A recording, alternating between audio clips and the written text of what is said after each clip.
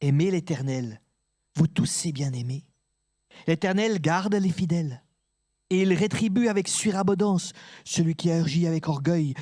Fortifiez-vous, et que votre cœur s'affermisse, vous tous qui vous attendez à l'Éternel. Je vais prier. Oui, Seigneur, merci parce que tu es un rocher, une forteresse qui ne fait jamais défaut, dans laquelle nous pouvons nous réfugier. Tu nous vois ce matin. Tu connais nos cœurs, nos situations, ce qui se passe en nous. Là où nous en sommes avec toi. Seigneur, merci parce que tu as exactement ce dont chacun d'entre nous a besoin. Console, renouvelle, fortifie, donne ta paix, donne ta joie, et qu'ensemble, nous puissions te célébrer. Relève, protège, mets à l'abri selon tes promesses ceux qui souffrent, ceux qui sont persécutés, ceux qui sont malades. Et réjouis chacun d'entre nous, parce que tu es le seul Dieu, le Dieu vivant et vrai, qui intervient et qui est suffisant pour toute situation. Que ton nom soit béni. Amen. Et sans plus tarder, je passe la voix au groupe de louanges. Merci.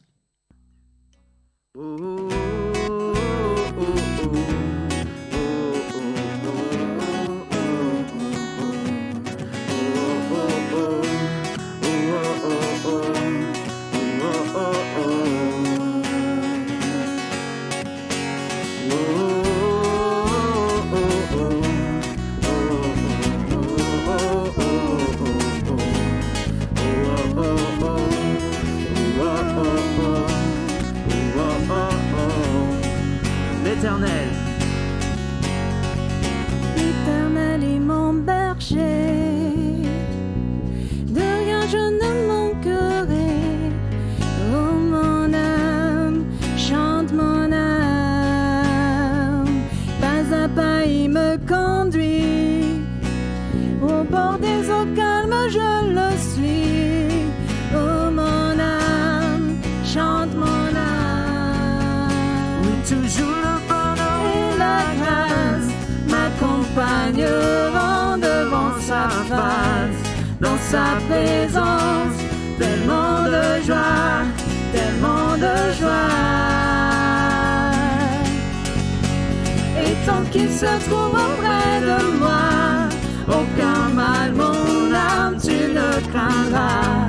Et dans 100 ans, je reviendrai, je reviendrai. Et si je traverse encore, et si je traverse encore la vallée de l'ombre de la mort, oh mon âme, chante mon âme, puisqu'il m'aime le premier, non rien ne pourra le séparer de son amour, de son amour. Oui, toujours le bonheur et la grâce m'accompagneront devant sa face, dans sa présence, tellement de joie, tellement de joie. Et tant qu'il se trouve auprès de moi, aucun mal, mon âme, tu ne craindras. Et dans 100 ans, je reviendrai, je reviendrai.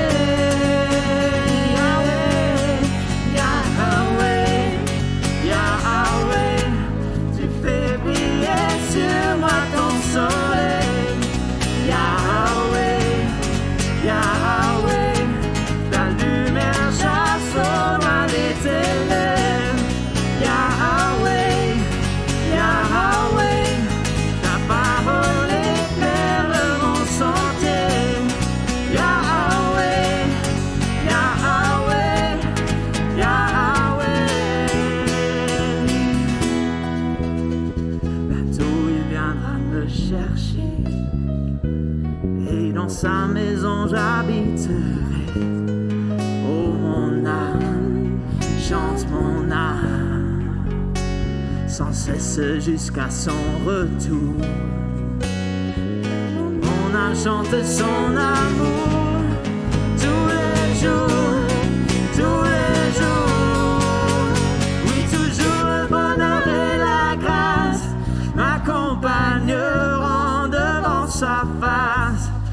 sa présence, tellement de joie, tellement de joie. Et tant qu'il se trouve auprès de moi, aucun mal, mon âme, tu ne craindras. Et dans son temple, je reviendrai, Yahweh, Yahweh, Yahweh, tu fais briller sur moi ton soleil. Yahweh, Yahweh, ta lumière chasse au loin les ténèbres. Yahweh, Yahweh, ta parole éclaire mon sentier. Yahweh, Yahweh, Yahweh.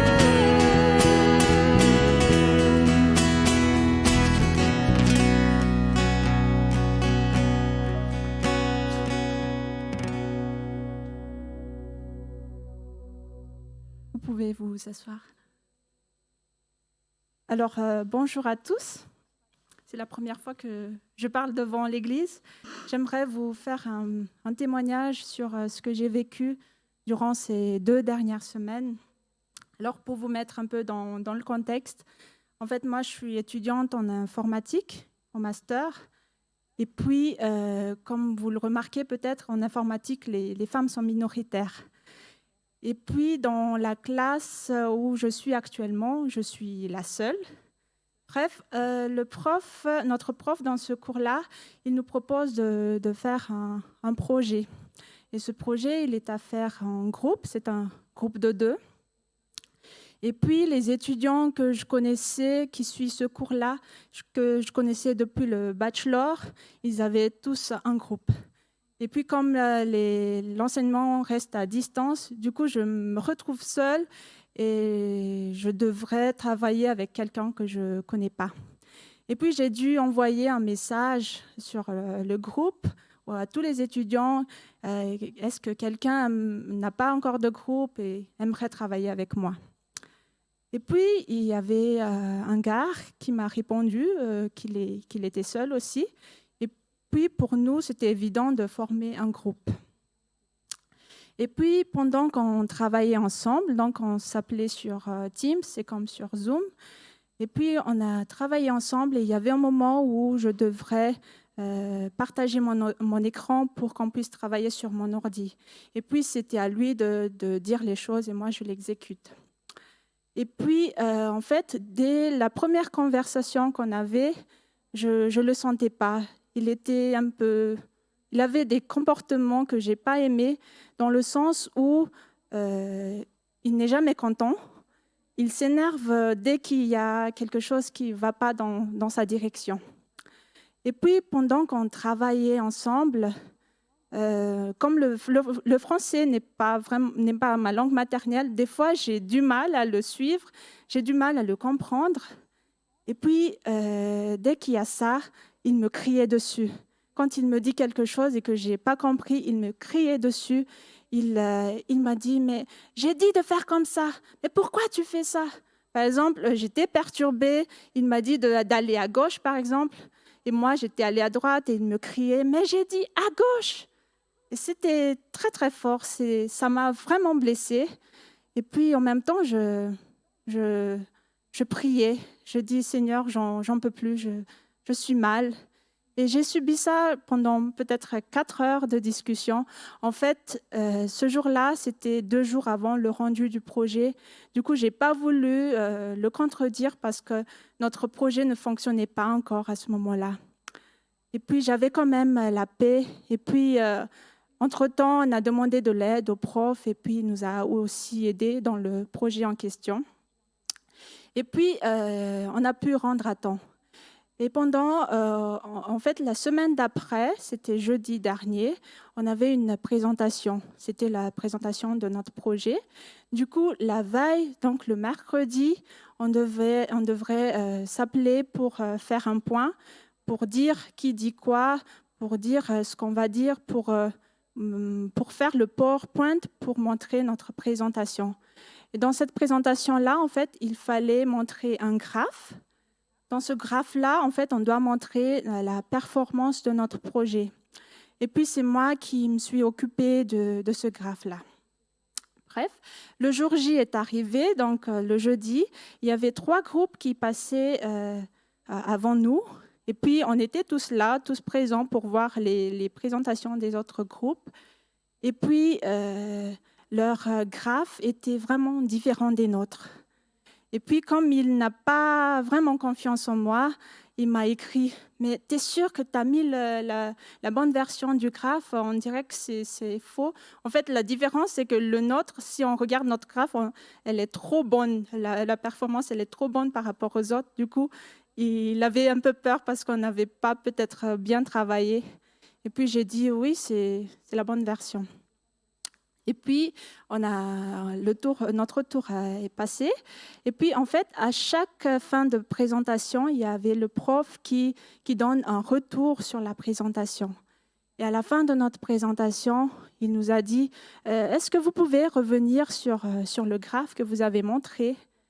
Et après, on était revenu, on l'a montré. Et puis, il a dit, et il s'adressait aux autres groupes, « C'est comme ça qu'il faut faire. Vous avez des bonnes performances, vous avez bien travaillé. » Et puis là, c'est là que j'ai remarqué, c'est là que j'ai eu la réponse de Dieu. Avant, j'ai demandé au Seigneur, mais pourquoi tu me permets ça? Pourquoi tu permets que je souffre? Pourquoi tu permets que je fasse un groupe avec ce gars? Et puis, en fait, le Seigneur, il pense encore mieux que moi. En fait, moi, j'ai juste attendu d'avoir la paix. Et lui, il m'a donné non seulement la paix, mais en plus des bons résultats. Je suis sûre que si je n'étais pas avec lui, je n'avais pas des résultats aussi bons, puisqu'il était quand même compétent dans le domaine.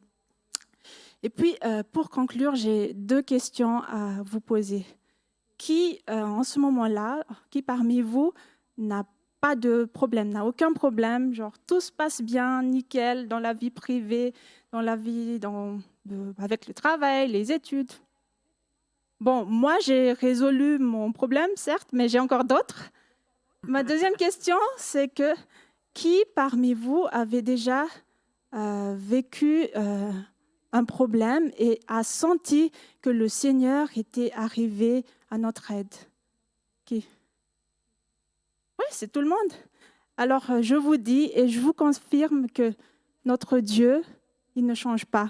Amen. Il ne va jamais changer et il tient ses promesses. Il tient ses promesses. Peut-être que vous êtes maintenant dans une situation où vous remettez tout en question. Vous dites que « Ah, mais Seigneur, mais pourquoi tu me fais dans cette situation-là? Pourquoi tu me permets ça, Seigneur? Pourquoi tu me permets que je souffre, Seigneur ?» Mais notre Dieu, il a son temps et il n'est jamais en retard. Il tient ses promesses. Et d'ailleurs, dans Ésaïe 55:8, il dit « Car mes pensées ne sont pas vos pensées et vos voix ne sont pas mes voix, dit l'Éternel. » Il pense au-delà de ce que nous pensons. Il nous réserve des choses. Est-ce qu'on est prêt d'attendre? Est-ce qu'on est prêt d'avoir confiance complètement au Seigneur qu'il peut nous faire plus que ce que nous attendons? Donc, je vous conseille d'avoir une vie, de vivre dans la persévérance, dans la foi et toujours dans la prière. Je termine avec 2 versets qui est dans Éphésiens chapitre 3, versets 20 et 21. C'est dit à celui qui peut faire, par la puissance qui agit en nous, infiniment plus que tout ce que nous demandons ou pensons, à lui soit la gloire dans l'Église en Jésus-Christ, pour toutes les générations, au siècle des siècles. Amen.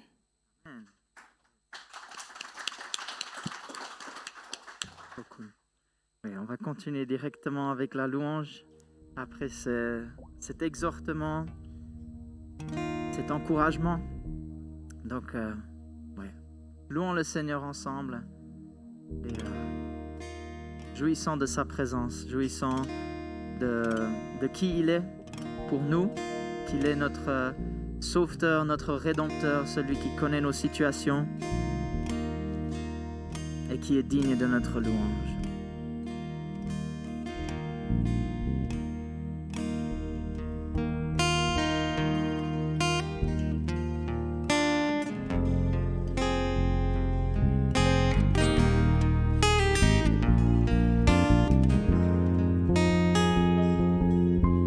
Lumière du monde venue dans l'obscurité, tu m'ouvres les yeux et je vois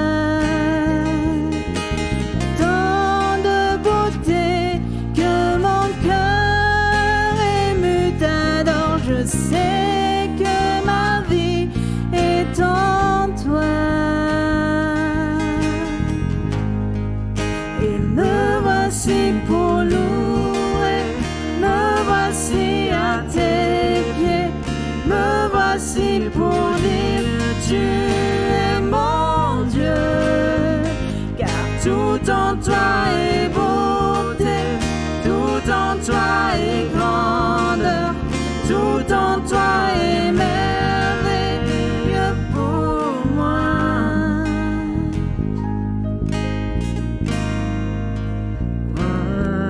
Éternel, élevé au-dessus de tout, ta gloire resplendit dans le ciel.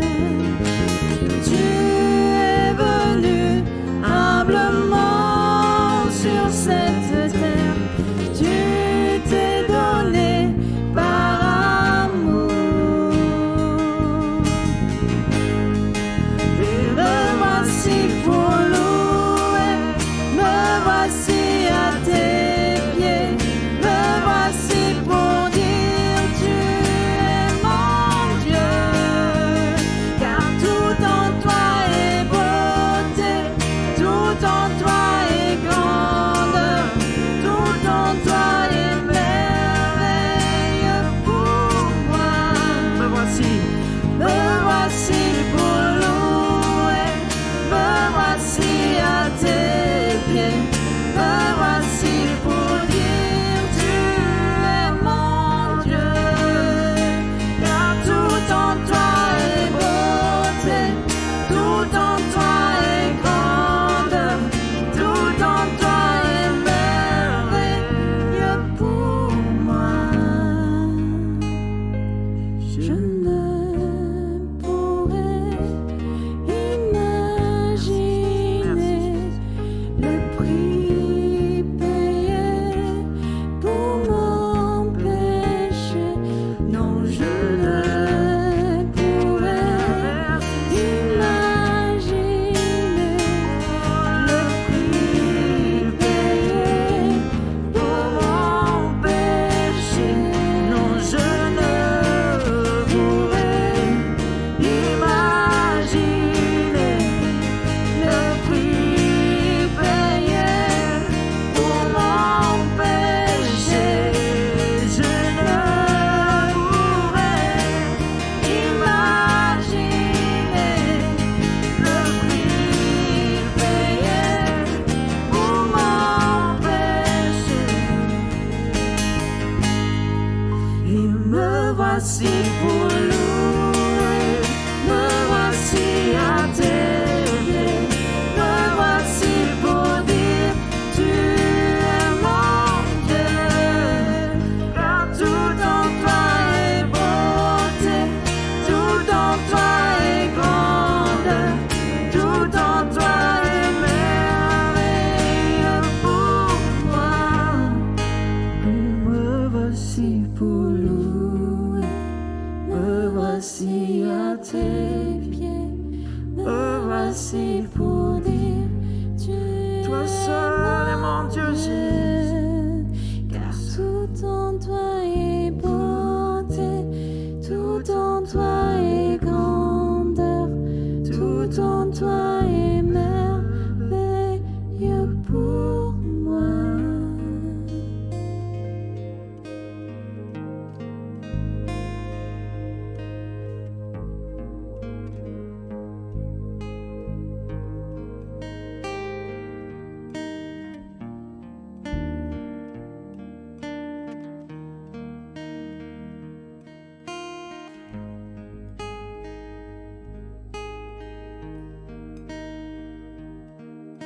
Merci Seigneur parce que tout ce que tu fais est parfait. Tout ce que tu fais est bon pour nous. Et même quand on ne comprend pas, même quand on ne le voit pas, Seigneur, tu restes bon. Tu restes souverain. Tu restes digne de nos louanges. Peu importe nos circonstances, peu importe nos sentiments, tu es digne de louange. Et ce matin, on est là pour te louer.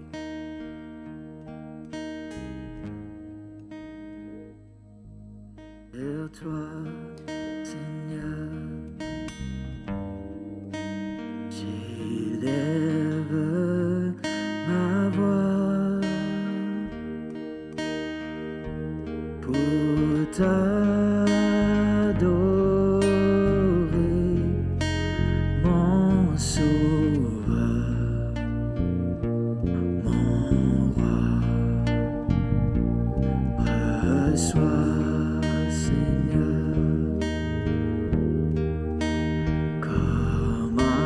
doux parfum, amour est le chant de mon cœur, reconnaissant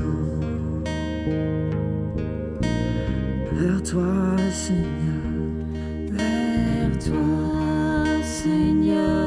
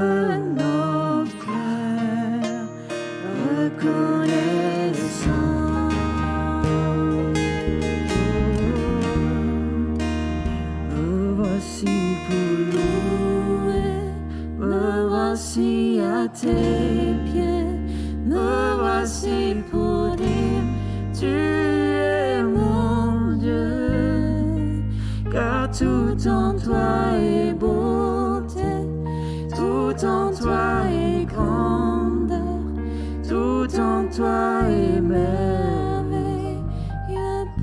C'est merveilleux, Jésus. Tu es merveilleux pour moi.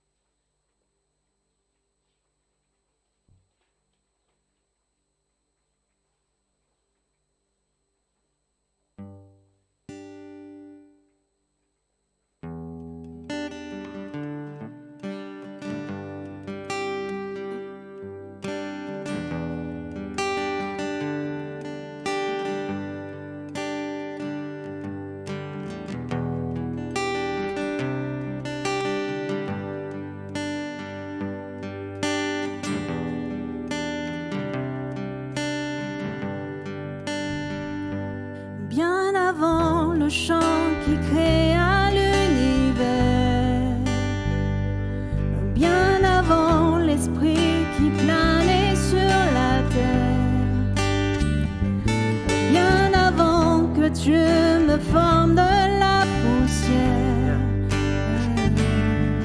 Tu rêvais du jour où tu pourrais m'aimer, bien avant les premiers battements de mon cœur, bien avant que je m'éveille à ta douceur, bien avant mes doutes, mes joies et mes douleurs. Tu rêvais du jour où tu pourrais m'aimer, tu rêvais du jour où je pourrais t'aimer. Abba Père, je suis à toi. Abba Père, je suis à toi. Abba Père, je suis à toi. Abba Père, je suis à toi.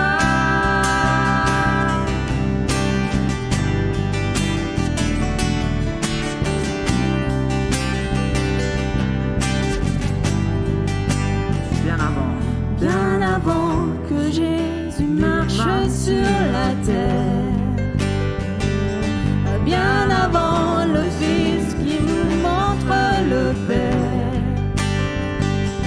bien avant les cieux qui soient ouverts. Tu rêvais du jour où je pourrais t'aimer, bien avant que mon péché brise ton cœur, bien avant que coule le sang et la sueur, bien avant les clous, le froid et la douleur.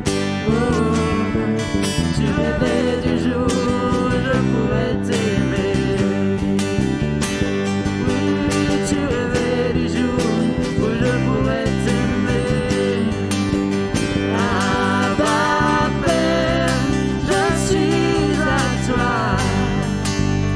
Abba Père, je suis à toi.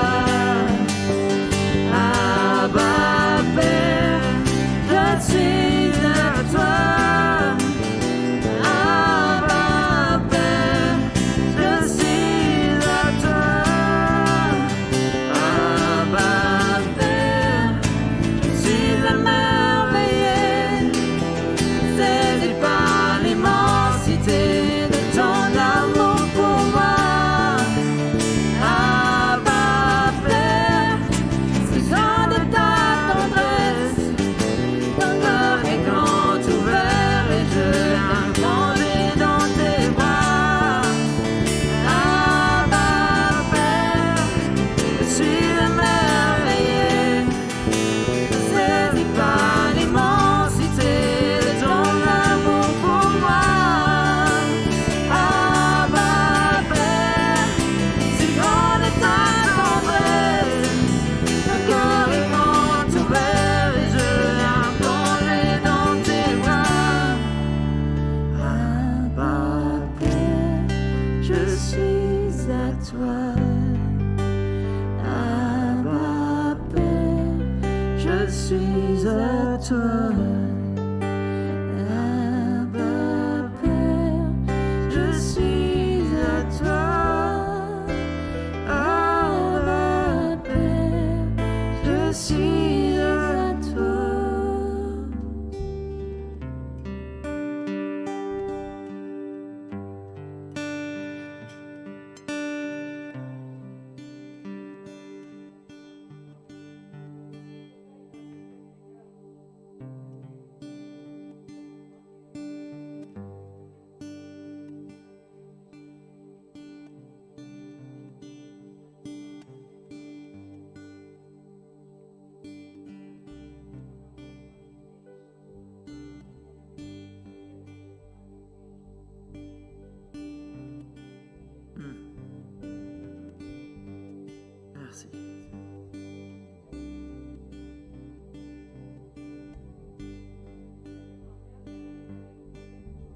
Amen.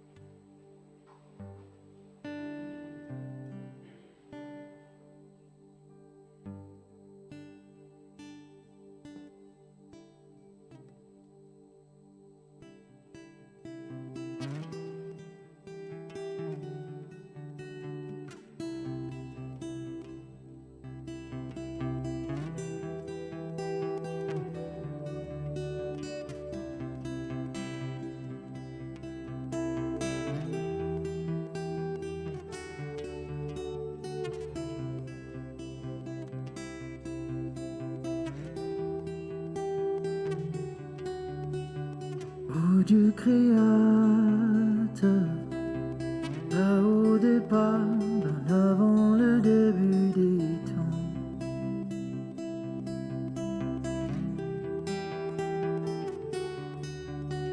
et sans point de repère, au son de ta voix, les ténèbres devinrent lumière.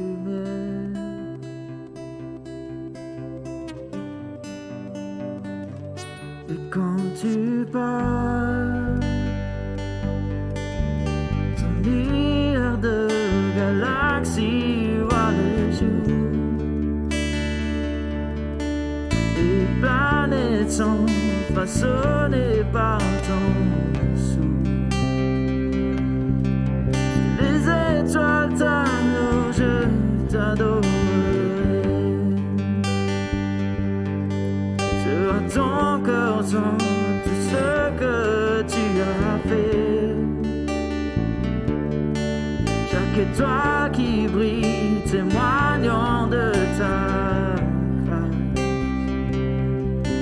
Si la création te loue, je te louerai.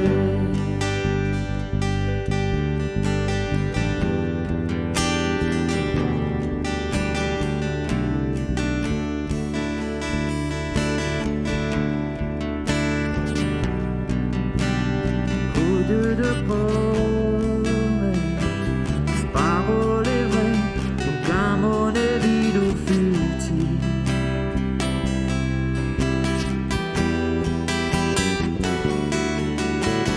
Quand tu l'ordonnes, la nature et la science s'alignent au son de ta voix.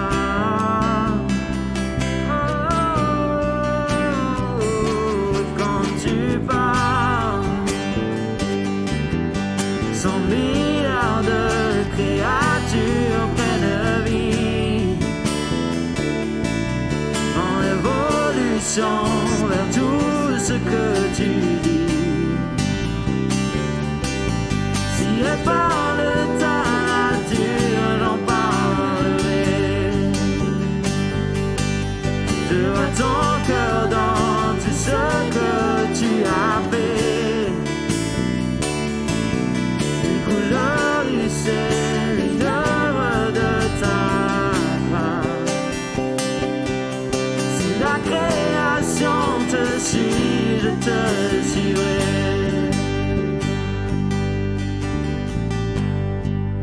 Je te suivrai.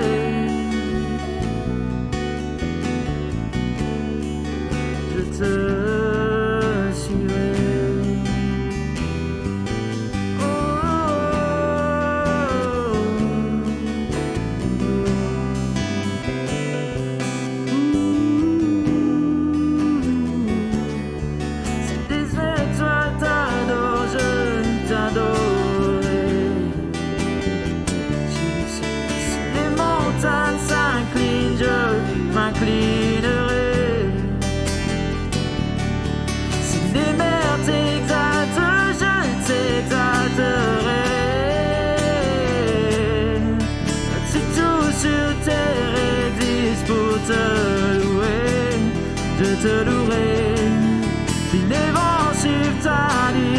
direction je suivrai.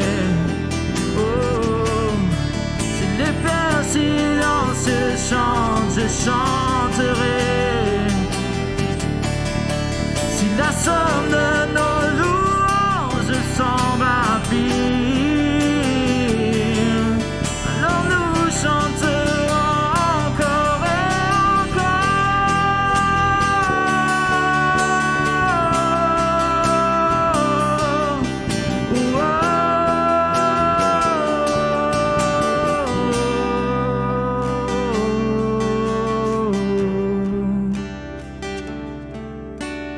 Ô Dieu rédempteur, venu pour mon cœur, malgré mes échecs, mon orgueil.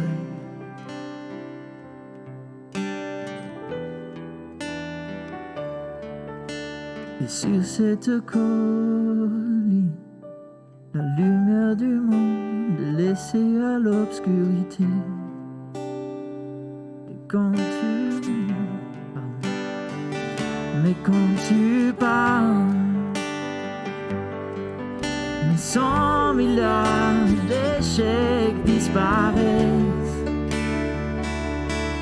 Car tu as échangé ta vie pour la mienne.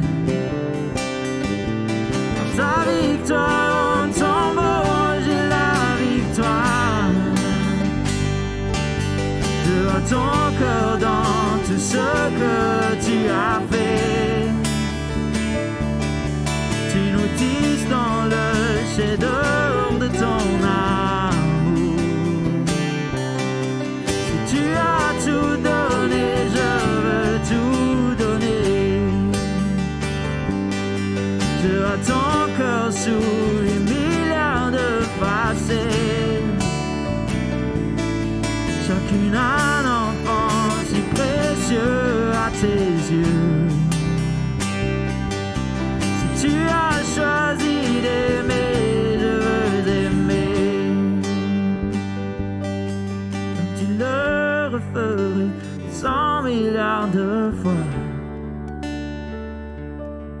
Mais qui pourrait mesurer ton grand amour? Car même pour un seul, tu aurais tout donné. Même pour un seul, tu aurais tout donné.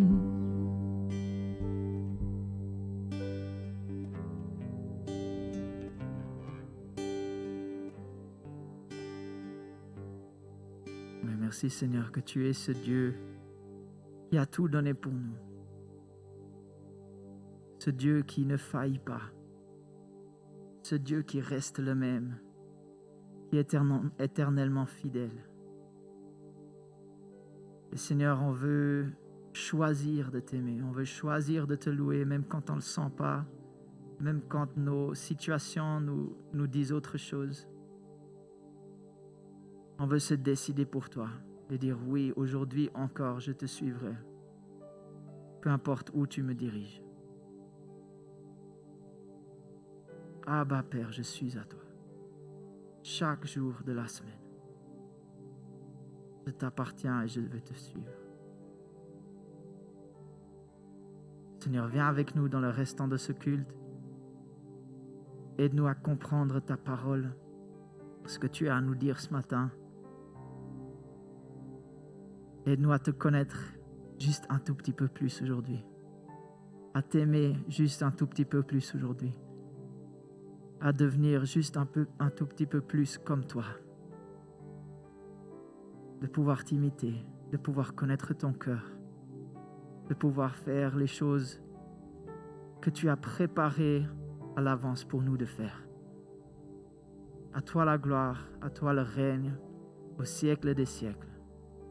Amen.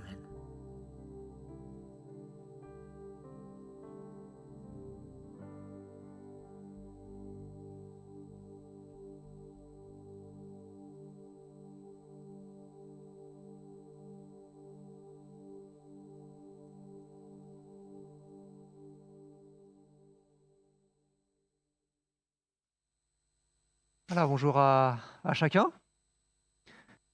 Bienvenue aussi à vous qui nous rejoignez. Sympa de voir des nouvelles têtes. Soyez le bienvenu. Actuellement, on suit une série, depuis un petit moment maintenant, une série sur l'évangile de Luc. Évangile que Luc a écrit pour nous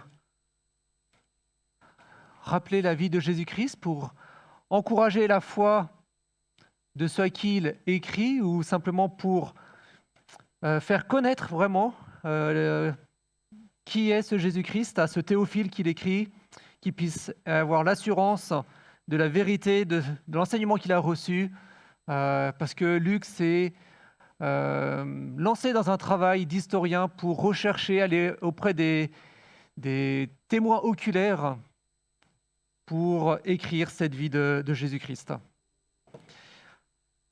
Et nous avons suivi le récit de Luc, la vie de Jésus-Christ, qui va jusqu'au chapitre... Merci.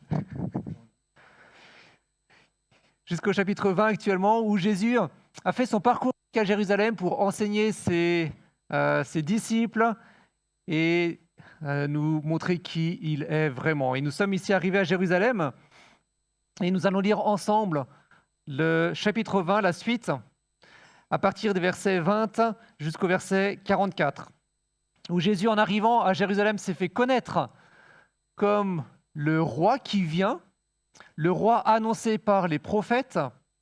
Et il avait mis en scène son arrivée pour communiquer cela, et forcément cela a entraîné une tension, a entraîné un conflit d'autorité avec les autorités religieuses locales, les responsables du temple.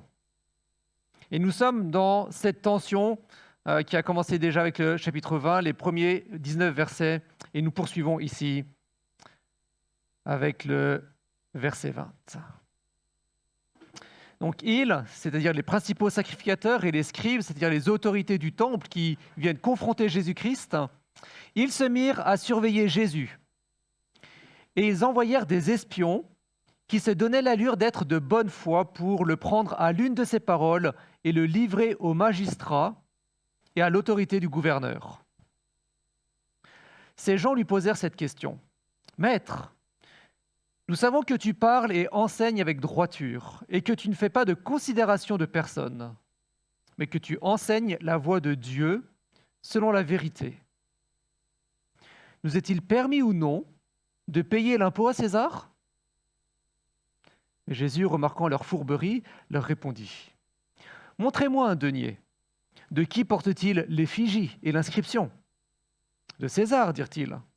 Alors il leur dit, « Rendez donc à César ce qui est à César, et à Dieu ce qui est à Dieu. » Ils furent incapables de le prendre à l'une de ses paroles devant le peuple, mais étonnés de sa réponse, ils gardèrent le silence. Quelques-uns des Sadducéens qui soutiennent qu'il n'y a pas de résurrection s'approchèrent et lui posèrent cette question. « Maître, voici ce que Moïse nous a prescrit. Si le frère de quelqu'un meurt et qu'il ait une femme et pas d'enfant, son frère épousera la femme et suscitera une descendance à son frère. Or, il y avait 7 frères. Le premier se maria et mourut sans enfant. Le second et le troisième épousèrent la veuve, et il en fut de même des 7 qui moururent sans laisser d'enfant. Après eux, la femme mourut aussi. À la résurrection, duquel d'entre eux sera-t-elle donc la femme ? Car les 7 l'ont eue pour femme. Jésus leur répondit, « Les enfants de ce siècle prennent des femmes et des maris.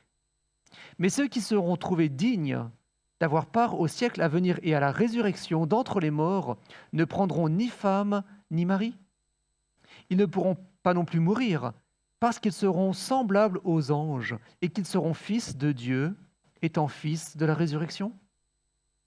Que les morts ressuscitent, c'est ce que Moïse a signalé à propos du buisson, quand il appelle le Seigneur le Dieu d'Abraham, le Dieu d'Isaac et le Dieu de Jacob. Or Dieu n'est pas le Dieu des morts, mais des vivants, car pour lui tous sont vivants. » Quelques-uns des scribes répondirent, « Maître, tu as bien parlé. » Et ils n'osaient plus lui poser aucune question. Jésus leur dit, comment peut-on dire que le Christ est le fils de David ? David lui-même dit dans le livre des psaumes, « Le Seigneur a dit à mon Seigneur, assieds-toi à ma droite, jusqu'à ce que je fasse de tes ennemis ton marchepied. » David donc l'appelle Seigneur. Comment est-il son fils ? Donc, comme dit, nous sommes dans ce conflit d'autorité ici qui a émergé avec les responsables du temple, les responsables de la vie religieuse d'Israël, particulièrement à Jérusalem, et ils viennent ici poser des questions pièges à Jésus pour discréditer son autorité, pour le repousser, parce qu'il est en train, quelque part, d'attirer à lui l'ensemble du peuple. Et ils viennent lui poser une première question piège, qui est une question sur la loyauté du roi. Est-ce que Jésus, qui se proclame roi, est-il loyal à son peuple ? Nous est-il permis de payer l'impôt à César ? Et c'est une question, n'est-ce pas, qui invite que deux réponses, oui ou non, n'est-ce pas ? Et Jésus, en fait, va vite se trouver mal face à cette possibilité de réponse. En l'an 6, il y a eu un recensement en Juda, en Israël notamment, et aussi dans d'autres provinces, pour pouvoir payer en fait des impôts aux Romains qui sont les envahisseurs et qui perçoivent des impôts, un certain montant, 1 denier par tête, notamment adultes, face ou dans les pays qu'ils ont occupés, qu'ils ont soumis. Et il y a eu cette révolte parce que pour un groupe en tout cas, qui était emporté par un certain Judas, payer un impôt à César équivalait à être infidèle à Dieu. On ne peut pas être fidèle à Dieu et payer en même temps l'impôt à César, César qui lui-même se réclame comme étant Dieu, une divinité. Et donc, on ne peut pas jouer sur les deux tableaux. Donc si Jésus répond « oui, on peut payer l'impôt », quelque part il dit qu'il est en train de collaborer avec l'autorité romaine, avec l'envahisseur. C'est un aveu d'allégeance au pouvoir romain, ce qui est clairement intolérable pour les Juifs et ce qui le discréditerait complètement dans son approche, sa revendication d'être Messie et roi. On ne peut pas payer l'impôt à César. On peut, pardon. Mais s'il dit non, par contre, là, c'est un danger. Parce que c'est l'équivalence d'une déclaration de sédition. On se sépare des Romains, on veut aller vers l'autonomie, et ça peut conduire au mieux à la prison, au pire à la mort. Donc quelque part ici, Jésus est pris au piège dans cette question. Dans les deux réponses qu'il pourrait donner, dans les deux réponses qu'appelle cette question, il s'en sort mal. Il ne peut pas s'en sortir en fait. Pourtant, Jésus s'en sort ici avec une réponse qui est restée célèbre, n'est-ce pas ? Rendez donc à César ce qui est à César et à Dieu ce qui est à Dieu. Même parfois, dans les milieux non chrétiens, on emploie cette expression de rendre à César ce qui est à César et à Dieu ce qui est à Dieu. À l'époque, il faut savoir que les pièces de monnaie dont Jésus va parler ici pour payer ses impôts servaient d'achat, comme nous aujourd'hui, mais aussi à la communication. À l'époque, il n'y a pas d'Internet, il n'y a pas d'appareil photo, il n'y a pas de Facebook, etc., etc. Donc, comment communiquer qui est notre empereur, qui est le souverain, et comment communiquer sa volonté ? Mais rien de tel qu'une pièce de monnaie. Par exemple, ici, j'aurais dû enlever ça déjà, hop. Voilà. Ici, c'est une pièce de monnaie qui représente César Auguste, qui n'était pas encore César d'ailleurs, qui était consul, c'est pour ça qu'il y a écrit Cos 6. Et c'est donc Octave, le fils adoptif de César, qui vient se présenter en tant que régnant, mais qui vient aussi se présenter en tant que conquérant. Voilà qui je suis. Et sur le verso de la pièce, il y a écrit effectivement qu'il a conquis l'Égypte. Voilà son message. Je suis le maître et je vous le prouve par ma force, j'ai conquis l'Égypte qui est devenue le grenier de Rome. Et sur d'autres pièces équivalentes, toujours avec le fait qu'il ait conquis l'Égypte, pour montrer un peu comme quoi ça pouvait être une horreur pour les Juifs, il y a certaines pièces sur lesquelles on trouve en plus qu'il est le fils du divin César. Rien que ça, la classe. N'est-ce pas? Donc c'est un peu chaud pour des Juifs qui, le troisième commandement dit quoi? Pas de représentation, n'est-ce pas? Et le premier commandement, pas d'autre Dieu. Donc, vous voyez le problème de payer l'impôt avec ce genre de pièces. Et du temps de Jésus, voilà à quoi ressemblait un denier. Alors, ce n'est pas forcément celui-là, mais c'est possible que c'était celui-là, avec la tête de l'empereur de l'époque de Jésus, qui est Tibère. Et il y a écrit dessus, comme message, Tibère César, fils du divin Auguste. Magnifique, n'est-ce pas? Donc, encore une fois, c'est une hérésie pour les Juifs. Et au revers de la pièce, il y a la mère de Tibère, qui s'appelle Livia, et où le message de Tibère est celui-ci, Pontifex Maximus. On peut l'entendre parfois un peu dans d'autres milieux d'ailleurs, ce terme de pontifex. C'est pas grave. Le grand prêtre, n'est-ce pas? Le grand prêtre. Donc une horreur, encore une fois, pour les Juifs.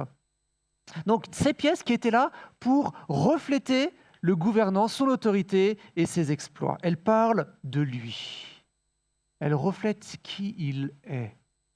Et c'est pour ça que Jésus dit ici, ok, elle porte l'image de César pour porter son message, pour dire qui il est. Donc donnez-lui ce qui lui appartient. Donnez-lui ce qui le reflète. Par contre, d'après Genèse 1, l'homme, il porte l'image de qui? De Dieu. Vous voyez? Jésus dit, ok, ces pièces-là, il porte l'image de quelqu'un qui veut communiquer, qui veut dire quelque chose sur lui. Donnez-lui, ça lui appartient en fait. Et effectivement, ça lui appartient.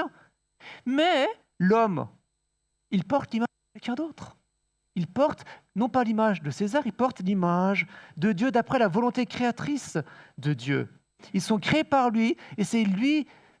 Et l'homme, dans sa manière de vivre, dans sa manière d'être, dans sa manière de se comporter, de parler les uns avec les autres, devrait refléter Dieu, devrait parler de Dieu, comme sur ces pièces où il y a écrit « Egypto capta ».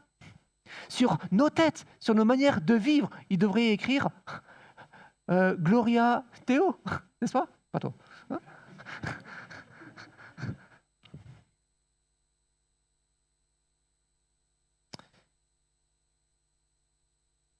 Et ici, au final, alors qu'on voulait mettre un piège à Jésus, l'amener à s'exclure ou à exclure une partie de la population, les Romains et ceux qui font allégeance aux Romains, Jésus va ici à l'encontre de l'exclusion. Exclusion de ce qui pourrait nous arriver d'exclure le domaine politique et le domaine religieux. On ne peut pas mêler ces deux choses-là. Jésus nous dit, ces deux choses-là appartiennent à Dieu. Ces deux choses-là sont dans le domaine de Dieu et devraient le refléter sans difficulté. Les faire cohabiter est légitime. Les faire fonctionner ensemble est légitime. Jésus n'est pas ici un révolutionnaire qui appelle ses disciples à l'isolement, à un détachement et à un mépris de l'organisation politique humaine. Et ce qui est assez intéressant, c'est qu'il dit cela face à des Césars, n'est-ce pas? À des personnes qui se prennent pour Dieu, à des dictateurs. Il nous dit, ne rejetez pas. Servez, obéissez, faites, mais quand ça tombe dans le domaine de Dieu, c'est Dieu que vous devez servir en premier. Respect de l'État, mais tout ça sous le contrôle de Dieu, même ces États dictatoriaux. Et c'est ce qui a permis, au final, quand on relit même notre Ancien Testament, à des personnes comme Joseph, n'est-ce pas, de servir le Pharaon, ou à Daniel de servir le roi Nebuchadnezzar en Babylonie. Autant Pharaon que Nebuchadnezzar qui se prenaient pour des dieux, autant l'un et l'autre qui étaient des dictateurs, autant l'un et l'autre qui avaient le pouvoir absolu de droit de vie et de mort sur leur sujet, mais ils ont pu les servir parce qu'ils ont vu ces domaines-là appartiennent à Dieu. Alors je peux les servir selon le respect et les valeurs de Dieu. Et effectivement, on voit Daniel qui a dit, OK, à un moment donné, c'est mon allégeance à Dieu qui est première. Je porte l'image de Dieu et je vais le prier même si ça va me coûter ma vie. Mais ce n'est pas une exclusion. Je peux servir dans ces deux domaines-là. On peut servir la politique de notre pays et Jésus-Christ le roi, parce qu'il est le roi du royaume de Dieu et le roi des royaumes des hommes. Deuxième question piège, une question sur la théologie du roi. Donc d'abord sur sa loyauté et puis sur sa théologie. Et ça, c'est les Sadducéens ici qui viennent poser cette question à Jésus-Christ. Les Sadducéens qui sont un autre groupe religieux juif, très proche du pouvoir et de l'aristocratie juive. Et Flavius Joseph nous en parle, on peut le voir aussi dans le livre des Actes. Les Sadducéens ont la particularité de ne pas croire en la résurrection, ni en l'existence des hommes, des anges, les hommes quand même, si je crois à ça, mais pas en l'existence des anges, pardon. Et leur fondation théologique, leur source d'autorité, en fait, c'est surtout la Torah, les 5 premiers livres de l'Ancien Testament. Ils acceptent plus ou moins les prophètes, mais clairement, par rapport aux pharisiens, aux scribes, ils rejettent aussi la tradition. Et donc, ils viennent ici avec une question piège sur un des principaux points de tension sur leur théologie, qui les met en opposition à la théologie des pharisiens. Et ce sont des points de doctrine que Jésus accepte, notamment la résurrection et l'existence des anges. Et donc, ils viennent ici challenger Jésus-Christ. Est-ce que tu as la bonne théologie? Et ils viennent sur un aspect pratique, mettant en avant l'expérience. Notre expérience montre que la doctrine de la résurrection est une absurdité. Et effectivement, dans la Torah, dans les 5 premiers livres, on n'a pas trop cet aspect-là qui est mis en avant. Mais ils viennent sur ce cas qui est hypothétique, réel, on ne sait pas, de ces 7 frères. Et effectivement, la loi de Moïse, donc leur autorité, dit si quelqu'un meurt, si un homme meurt alors qu'il a une femme sans avoir de descendance, il faudra qu'il prenne la femme de son frère pour lui susciter une descendance. Alors, c'est vrai que c'est ce qu'on appelle la loi du Lévira peut nous sembler un peu étrange aujourd'hui. Je ne suis pas sûr que, mesdames, vous aimeriez épouser votre beau-frère si vous êtes veuve et sans enfant.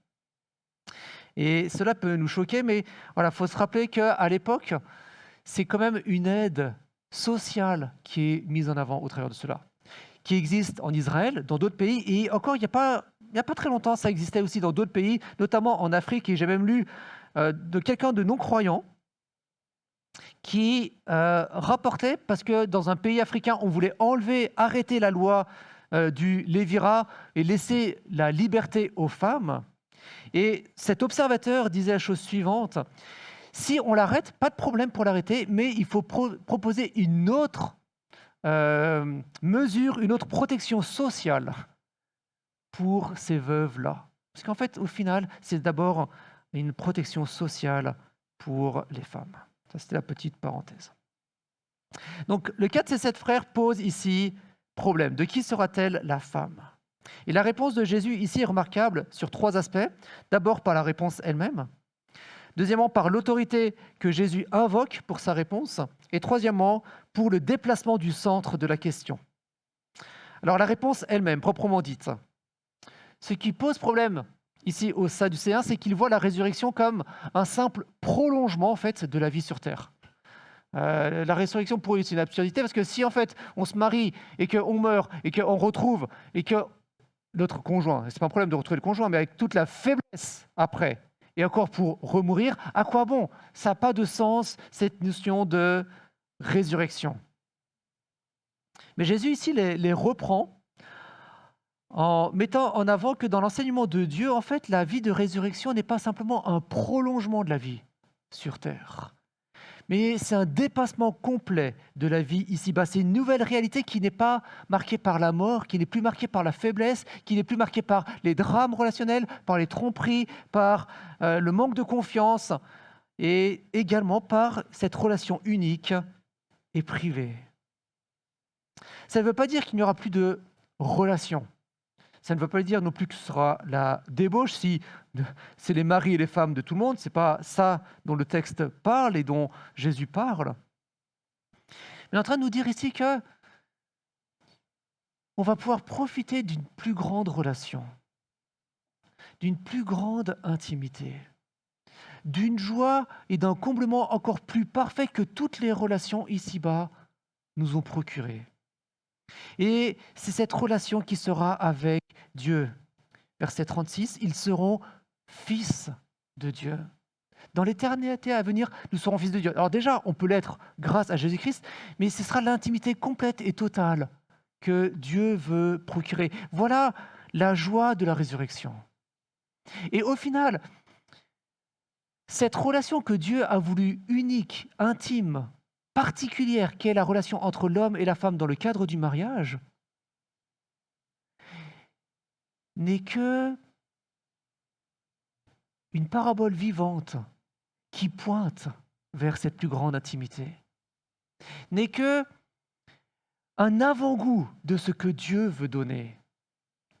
Le mariage ici-bas n'est pas la relation ultime et définitive, mais elle est que cette représentation de ce que Dieu veut donner, cette grande intimité que Dieu non pas donnée avec un autre être humain, mais dans le projet de Dieu, de la grande intimité qu'il veut donner avec lui-même.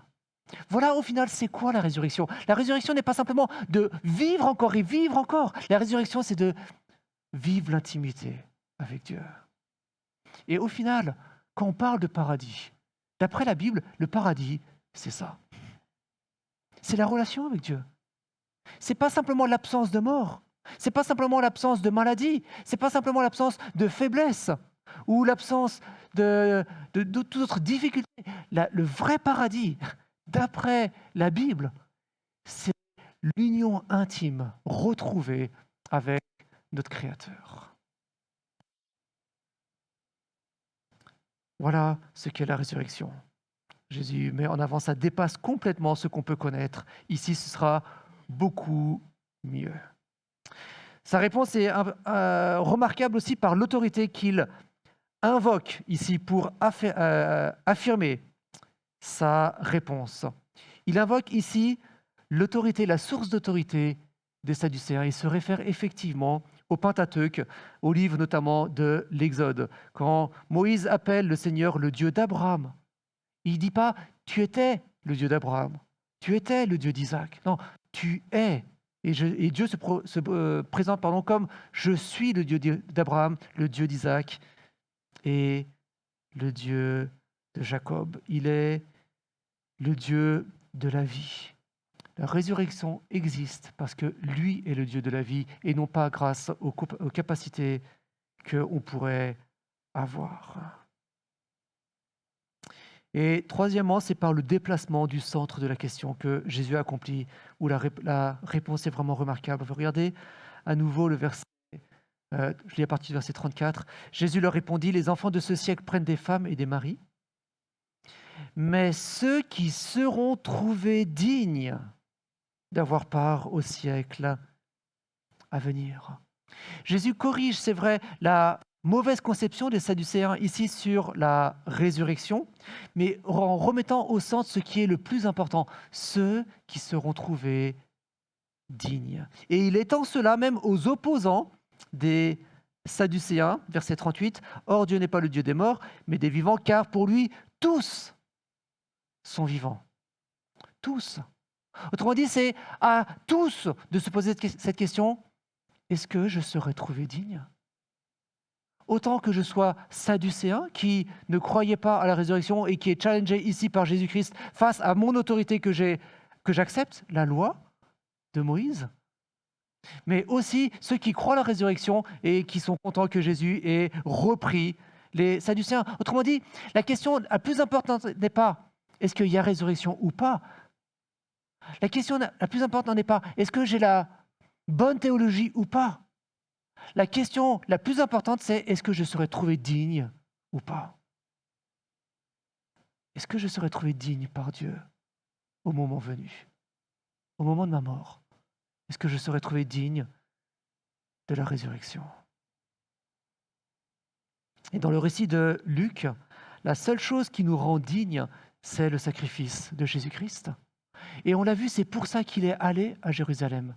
Face à toute notre indignité, face à notre haine, face à notre racisme, face à notre orgueil, face à notre pensée qu'on sait mieux que les autres, il a avancé résolument à Jérusalem pour s'offrir en sacrifice, parce que nous ne sommes pas dignes, et pour nous rendre dignes, pour mourir pour les hommes qui le rejettent, afin de leur ouvrir les bras et pour faire d'eux des fils de Dieu, fils de la résurrection. Est-ce que ça veut dire qu'en fait la théologie, c'est pas important? Non, c'est pas ce que Jésus dit ici, n'est-ce pas? Et c'est pas du tout ce que je veux dire. Et effectivement, Jésus corrige les Sadducéens ici, mais en leur rappelant, en les corrigeant, en leur rappelant que voilà la question essentielle. Est-ce que nous sommes dignes? Et cela, c'est vrai, encore pour nous aujourd'hui, c'est encore important pour nous aujourd'hui. Ce qui compte, au final, n'est pas d'être pour ou contre le vaccin Covid, n'est-ce pas? Ce qui compte aujourd'hui n'est pas d'être pré-1000 ou à 1000, pour ceux que ça dit quelque chose sur l'Apocalypse. Ce qui compte n'est pas de savoir parler en langue ou de ne pas savoir parler en langue, n'est-ce pas? Ou d'être du PLR, du PS ou de autre chose. Ce qui compte, ce qui doit être au centre de notre vie individuelle et ce qui doit être au centre de notre vie communautaire en tant que peuple de Dieu, c'est qu'il y a une seule chose qui nous rend dignes. C'est le sacrifice de Jésus-Christ. Et c'est par son sacrifice que nous sommes dignes de nous approcher de lui et de pouvoir le célébrer ensemble. Même si nous avons des points de vue différents sur la politique, sur la théologie, sur d'autres choses. N'est-ce pas? Et c'est ça qui va nous donner au final la possibilité de discuter ensemble, de débattre ensemble, de ne pas être d'accord ensemble, de se reprendre vertement mais fraternellement ensemble, de nous corriger comme Jésus l'a fait ensemble, pour avancer avec lui en nous rappelant que ce qui nous rend digne, ce n'est pas notre point de vue, ce n'est pas notre connaissance, mais c'est uniquement Jésus-Christ.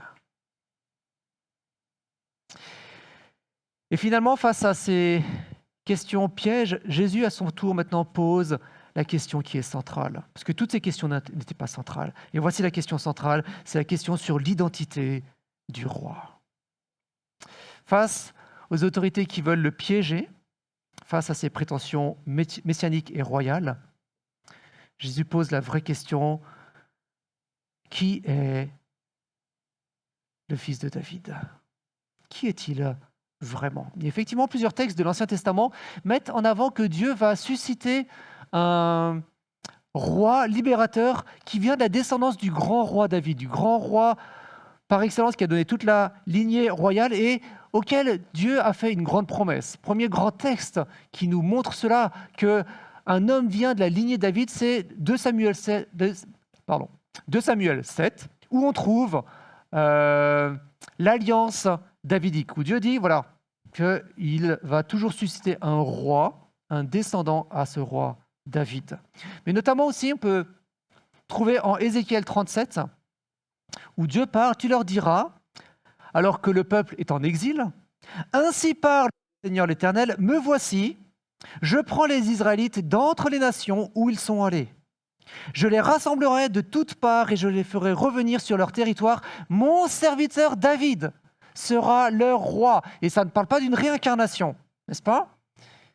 Mais ça parle de cette promesse que Dieu a faite en 2 Samuel 7 et qui est reprise par de nombreux prophètes et par de nombreux psalmistes pour dire on attend, alors que nous sommes en déportation, alors que nous avons perdu le temple, la ville royale et le roi, on attend la venue de ce nouveau David. Parce que Dieu s'est engagé à toujours pourvoir et à nous libérer au travers de lui. Et cela a été connu et attendu donc par les Juifs. Et Jésus aurait pu prendre un ensemble de ces textes, le psaume 110. Psaume 110, ici, le Seigneur a dit à mon Seigneur, « Assieds-toi à ma droite jusqu'à ce que je fasse de tes ennemis ton marchepied. » Et ce qui est intéressant, c'est que Jésus rappelle que ce psaume 110, c'est David lui-même qui l'a écrit. Donc c'est David lui-même qui dit, le Seigneur, et en hébreu c'est Yahvé, comme on a chanté tout à l'heure, donc l'Éternel, qui dit à mon Seigneur, à celui qui est au-dessus de lui. Et c'était accepté effectivement que c'était un psaume messianique.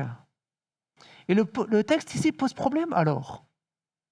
Parce que en Orient, notamment à l'époque, un fils appelle son père Seigneur.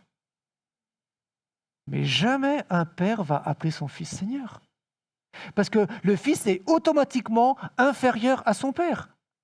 Donc comment David peut dire à son descendant Seigneur alors qu'il est son inférieur? Vous voyez le problème? Donc ça pose problème ici sur l'identité du fils de David. Et Jésus est en train de reprendre ici ses opposants, les autorités religieuses. Vous avez enfermé le Messie dans une boîte pour en faire un simple David. Mais David lui-même nous dit qu'il sera aussi un dépassement de lui-même. Il sera supérieur à lui-même. Il sera le Seigneur de David.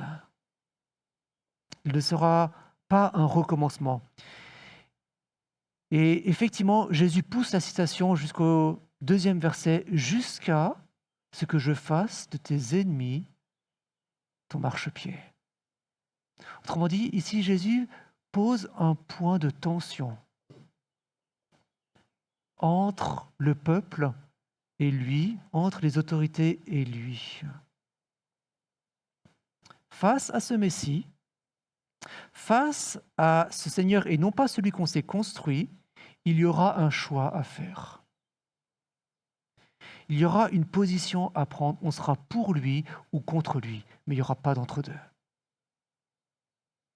Soit on sera pour lui, on sera digne de lui, et on pourra faire partie de ses amis, de son peuple, de ce peuple restauré sous sa conduite, ou on sera de ses ennemis, on sera contre lui, et on sera écrasé par lui, son marchepied. Position à prendre. Et être son ennemi signifie ici être l'ennemi de Dieu, n'est-ce pas? D'après notre texte, le Seigneur, Yahvé, a dit à mon Seigneur, c'est-à-dire le descendant de David, assieds-toi à ma droite jusqu'à ce que je fasse. C'est l'Éternel lui-même, Yahvé lui-même, qui va soumettre les opposants du descendant davidique. Nous vivons actuellement dans un monde qui est marqué par l'exclusion, n'est-ce pas? Si vous avez suivi l'actualité, vous avez vu que les fans de 2 équipes anglaises se sont déjà affrontés à Porto.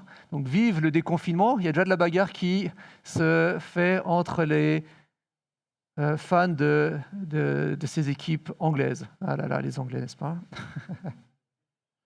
Clivage dans le monde politique, et où on se tire dans les pattes les uns des autres. Clivage entre hommes et femmes. Clivage entre noir et blanc. Clivage entre nord et sud, est et ouest. Clivage sur l'éthique face à l'avortement, face aux différentes formes de sexualité, LGBT+, etc. Clivage dans notre monde, exclusion. On appartient à un groupe et pas à un autre. On a vu dans notre texte aujourd'hui que jusqu'à présent, Jésus s'est opposé, a refusé l'exclusion, n'est-ce pas? On ne peut pas dire on est pour la politique ou pour Dieu. Non, non. Rendez à César ce qui est à César et rendez à Dieu ce qui est à Dieu. On ne peut pas se cliver non plus sur nos options théologiques. Voilà ce qui est au centre. Et on doit apprendre aussi à s'accueillir malgré les différences, malgré l'opposition. Donc Jésus, jusqu'à présent, a refusé le clivage, a refusé l'exclusion. Et pourtant, ici, il dit il y a quand même un point de clivage et d'exclusion qui est légitime dans l'humanité. Et ce point de clivage et d'exclusion, c'est moi. Et rien que moi. Et je vais entraîner, on l'avait déjà vu dans d'autres textes, du clivage et d'exclusion. Pourquoi lui? Et pourquoi? C'est juste d'assumer que lui soit le point de clivage et d'exclusion. Premièrement, par rapport à ces autres textes qu'on a vus. Parce que son désir n'est pas de repousser les gens, mais d'accueillir les personnes de tous les horizons dont ils viennent. Pharisiens, sadducéens, scribes. Et on pourrait voir aussi avec ces autres textes, hérodiens et romains. Et on l'a vu dans le reste de l'Évangile. Il est celui qui veut réunir, accueillir, recevoir les hommes de tous bords. Deuxièmement, parce qu'il est le Seigneur. Il est le Dieu qui s'est fait homme et qui accueille dans la présence de Dieu. Et ce que aucune autre partie, ce que aucun autre groupe humain, quel que soit son choix, ne peut faire, lui vient pour réconcilier, pour faire des hommes des fils de Dieu, des fils de la résurrection. Et parce que notre choix face à lui a une portée éternelle, être ami ou ennemi de Dieu. Et Jésus nous rappelle ici, il est le roi qui accueille, qui a les bras grands ouverts, mais qui va entraîner du rejet face à lui. Et cela a deux implications pour nous aujourd'hui, avec lesquelles j'aimerais nous laisser. Première chose, comme lui a refusé l'exclusion, il nous invite à refuser l'exclusion à notre tour. Ça ne veut pas dire, encore une fois, tout accepter. Effectivement, il a corrigé avec douceur et bonté ici les Sadducéens, mais tout en n'étant pas d'accord de savoir accueillir comme lui a accueilli. Accueillir les opposants, accueillir ceux qui ne sont pas d'accord, mais accueillir pour qu'ils puissent connaître le Dieu de Jésus et connaître la possibilité d'être rendu digne. Refuser l'exclusion et accueillir, même sans être d'accord. Deuxième implication, c'est d'assumer l'exclusion, assumer le rejet. Jésus-Christ a été rejeté, Jésus-Christ a été pris par ses autorités pour être mis à mort, cloué sur une croix. Il nous dit ici, ses disciples vont connaître à leur tour l'exclusion, parce qu'ils provoquent l'exclusion, et assumer cela, non par orgueil, non par bêtise, non pas comme démonstration qu'on est les rois du monde, ce qui n'est pas le cas,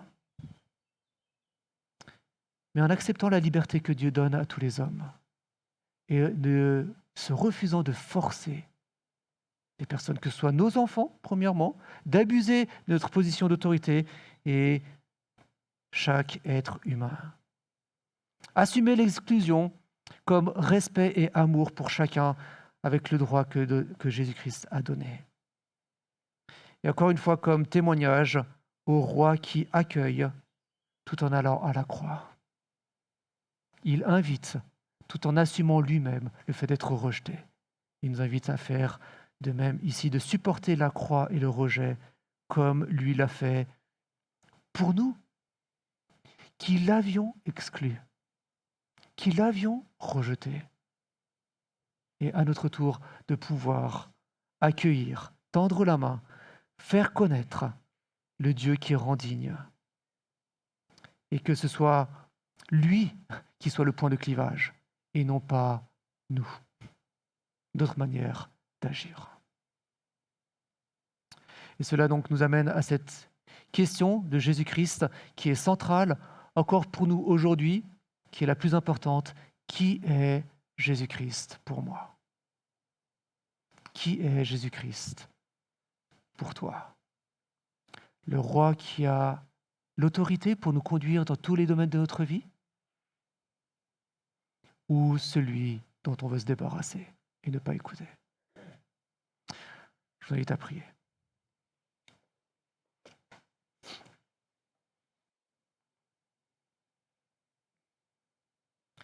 Seigneur, on veut te remercier parce que tu es venu sur cette terre dans l'humilité. en sachant très bien que ton chemin te mènerait à la croix.